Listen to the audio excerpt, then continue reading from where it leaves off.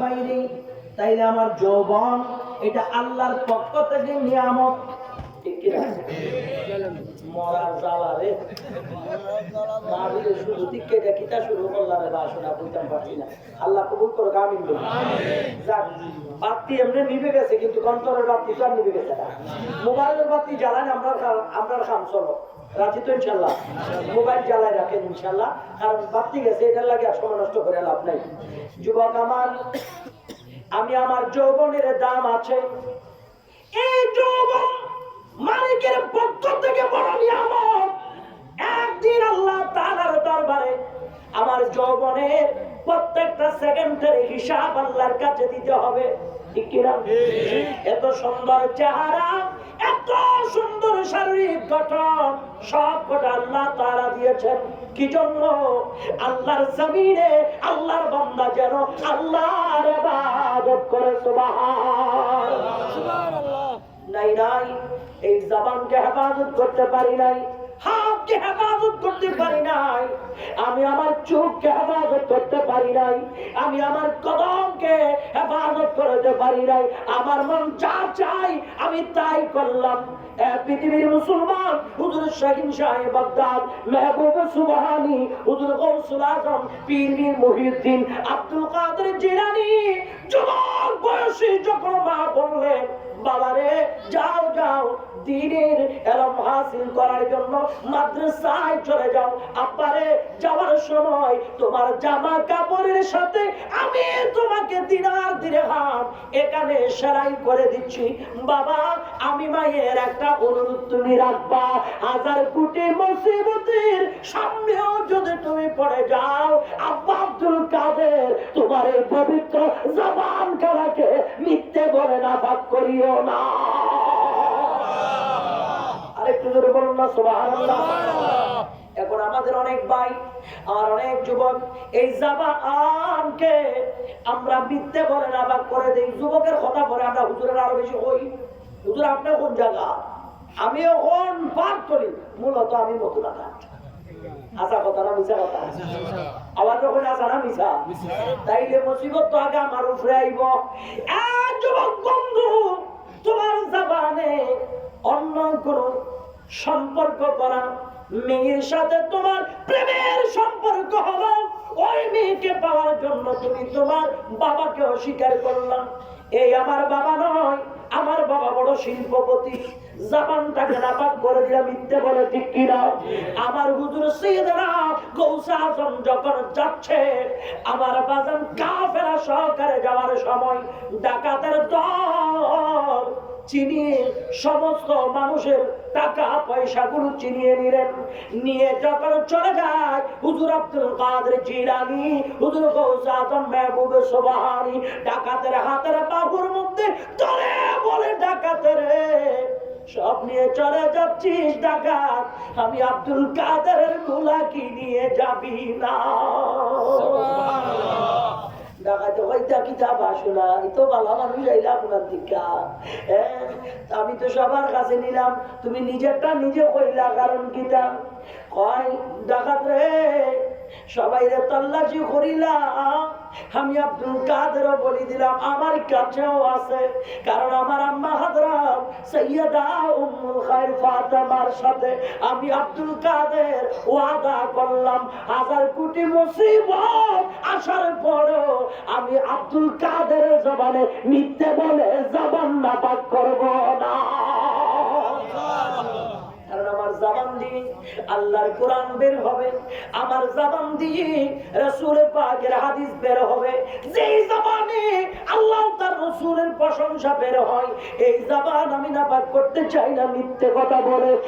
পৃথিবীর যুবক, আমার যুবক কাফেরা, ও আমার প্রিয় বন্ধুগণ, ভালো করে শুনেন, এই ডাকাতের দল এবার হুজুর গৌস আজমের বেলায়েতের কদমে চিৎকার মেরে মেরে ডাক দিয়ে কয়, ও হুজুর আব্দুল কাদের, আপনি আপনার মার সাথে ওয়াদা করলেন, এই ওয়াদা খেলাফি করেন নাই, আর আমরা ডাকাতের দল আল্লাহর সাথে কত ওয়াদা খেলাপি করলাম। মার কথা আপনি বাদ দেন নাই, মার কথা বেরেন নাই, আপনার নুরানি জবানে মিথ্যের আশ্রয় নেন নাই। আমি জীবনে কত অন্যায় অবিচার করলাম, আমি জানি আমার এখন মুক্তির পথ হলো আব্দুল কাদেরের বেলায়েতের দরবার। বেলায়েতের হাতের মধ্যে হাত রেখে তাওবা করে ইমানের দায়রার মধ্যে দাখিল হয়ে গেলেন। পৃথিবীর মুসলমান আমার যুবক কাফেলারা, আল্লাহ রাব্বুল আলামিন এত সুন্দর চেহারা সোনালী যৌবন আল্লাহ আপনাকে দান করেছে।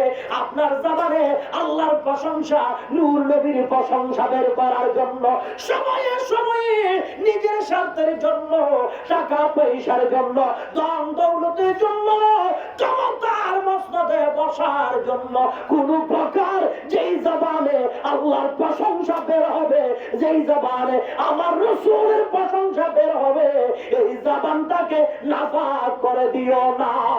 এই জবানকে তুমি নাপাক করবা, এই বালা মুসিবত তোমার ছেলে মেয়েকেও ছাড়বে না। তুমি নিজেই যদি পরিশুদ্ধ হতে না পারো, তাহলে তোমার ছেলে মেয়েরাও কোনদিন শুদ্ধ হবে? আওয়াজে বলেন চাচা, শুদ্ধ হবে? হবে না। তাই আমাকে বুঝতে হবে, আমার মতো হাজার যুবক আছে যাদের গালে রাসূলের পাকের সুন্নাত দাঁড়িয়ে আছে, ঠিক কিনা? আওয়াজ বলুন ঠিক কিনা? সে কি যুবক নয়? সে কি বিবাহ শাদী করে নাই? সে কি সংসার করে না? সে কি নিজের জীবনকে পরিচালিত করে না?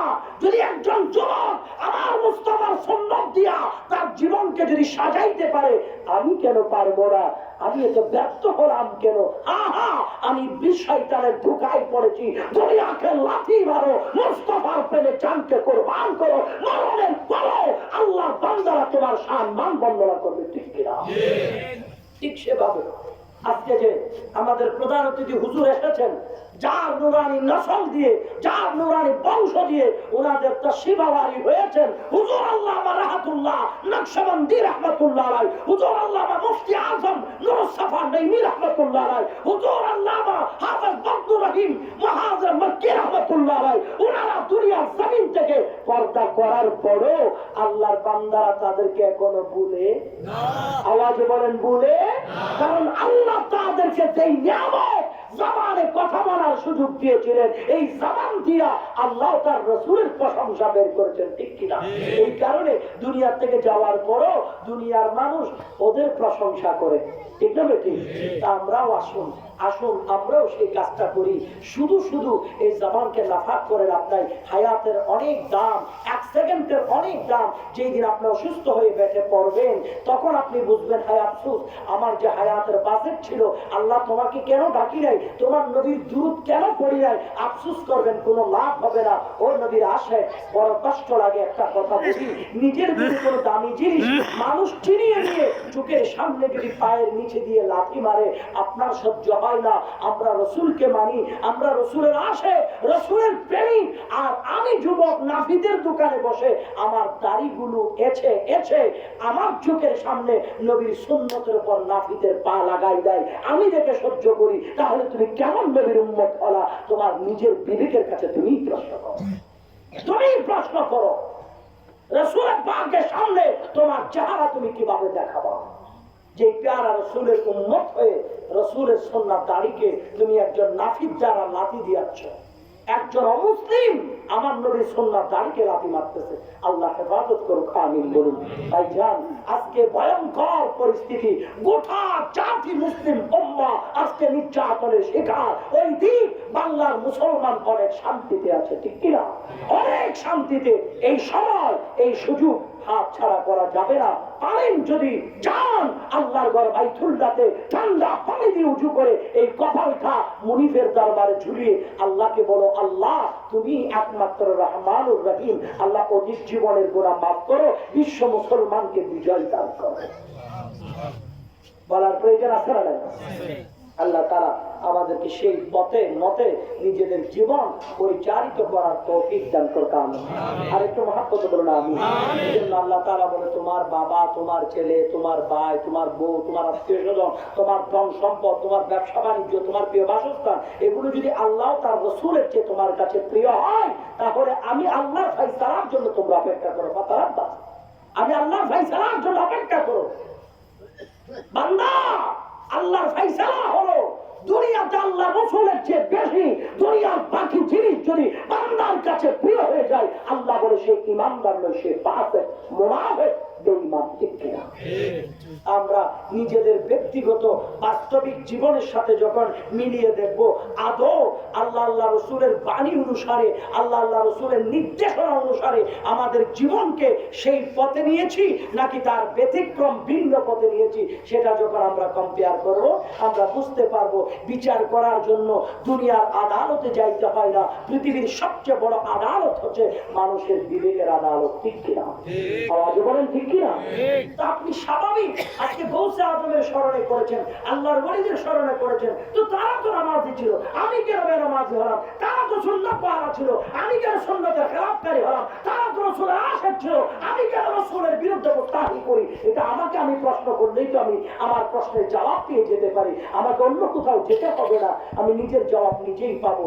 এজন্য বলবো বন্ধু, আর ডান বাম এদিক সেদিক না তাকিয়ে আসুন, সময় খুবই ভয়ঙ্কর। আল্লাহ তাআলা 2019 সালে একটি ভয়ঙ্কর সিগন্যাল দিয়ে গোটা পৃথিবী মণ্ডলীকে প্রমাণ করে দিয়েছেন, আমি মাওলা যদি চাই এমন লোক দেব, পৃথিবীর সন্ত্রাস আসবে, তার শারীরিক গঠন, তার যন্ত্র মন্ত্র দেখা যায়।